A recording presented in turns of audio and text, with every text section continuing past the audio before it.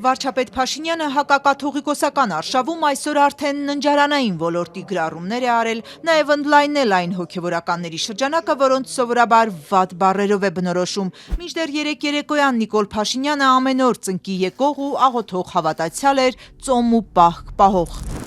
Ես հայ առաքելական եկեղեցու հավատարիմ հետևորդ եմ, ով խանդաղատանքով է վերաբերվում մեր յուրաքանչյուր եկեղեցու յուրաքանչյուր քարի։ Սրտի տրոփյունով է լսում մեր սուրբ պատարագի ելևէջներն ու ուղերձները։ 35 տարի շարունակ ամեն օր Աստծո առաջ ծնկի է գալիս եւ աղոթում։ Ժամանակ առ ժամանակ ծոմապահության եւ պահեցողության մեջ է լինում եւ ասում եմ, չենք կարող թույլ տալ, որ մեր ազգային բարոյականության էպիկենտրոնի նեխումը շարունակվի։ Եկեղեցու հետևորդ Փաշինյանը զատիկ է հռչակում ամռանը, հավատավորներին ու բարեպաշտ հոգևորականներին առաջարկում զատվել ուխտադավ հոգևորականներից։ Նա հորդորում է թե քաղաքացիներին ու թե հոգևորականներին բարձրաձայնել, որ վեհարանը պիտի ազատվի։ Արդեն հայտնի է Նիկոլ Փաշինյանը կաթողիկոսի փոփոխության համակարգող խմբի ձևավորման փուլին է հասել։ Հանդիպում է խմբի պոտենցիալ անդամների հետ։ Նրա խոսնակն այս թեմայով մեր հարցերը անպատասխան է թողնում։ Վարչապետն ինքն այս շարժման գլխավոր կոչն ու կարգախոսը արդեն ունի։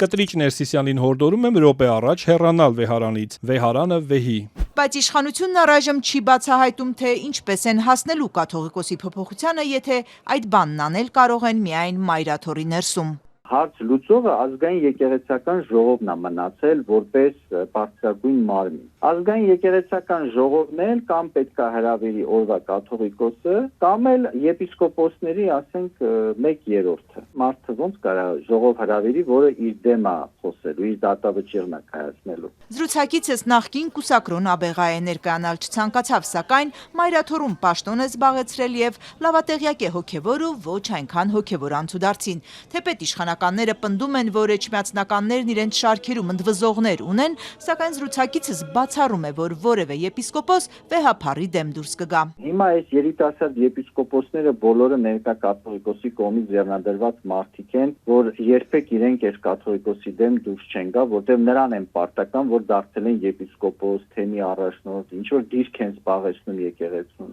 Հատկապես որ ըստ նախկին Աբեղայի մայրաթորի կուսակրոն հոգևորականները այդ խնդրահարույց ուխտը համատարած են խախտում։ Ներսում համարյա մաքուր մարդիկ չեն մնացել։ Հիմա այդ բոլոր ընդվզողների համար կոմպրոմատներ ունեն հավաքած էջմիածնում։ Կաթողիկոսը ինքը թույլ է տալիս, որ ինչ որ սխալ բաներ անես, որ դա հետո քեզ կախման մեջ դնի Իրանից, այսինքն ինքը այդ կոմպրոմատով քեզ վերահսկի։ Նախկին կուսակրոն Աբեղան կուսակրոնության ուխտ պահելը անտրամաբանական է համարում, բացատրում է դա ներմուծվել է վանական կյանքով ապրողների համար։ Բնակավայրերից հեռու վանքերում փակված տղամարդիկ կարող էին շանս ունեին կուսակրոն մնալու, բայց այժմ Հայաստանում վանական կյանքով ապրողներ չկան, ուստի կուսակրոնության ուխտը անիմաստ ու անհնար է պահել զրուցակցիս պնդմամբ։ Տղամարդ են բոլորն էլ, հիմա նես չի, որ իրանք ներքինիներ են, այսինքն բարի ուղիղ իմաստով։ Այդ խթանող հանգամանքա, որ ասենք մարդը չկարողանա իր կուսակրոնությունը պահի։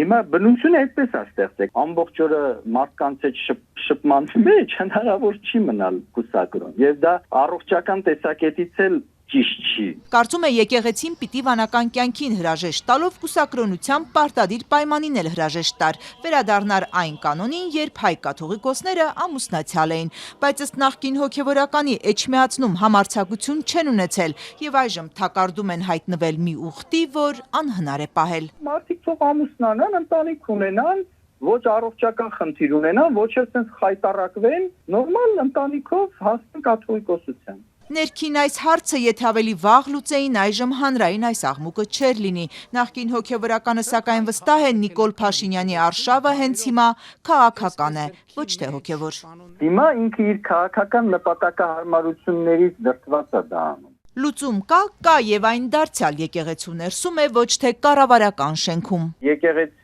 վարկը հեղինակությունը փրկելու համար հանգստյան կոչվի, օրինակ, դա տարբերակ, ինքը հանգստյան կոչվի, ընտրեն աթոռակից կաթողիկոս եւ այդ աթոռակից կաթողիկոսը վարի եկեղեցու հարցերը մինչեւ իր մահը։ Մեր Տեր Հիսուս Քրիստոսի շնորհները,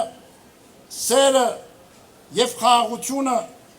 թող լինեն մեզ եւ ամենքի հետ այսօր եւ միշտ եւ հավիտյանս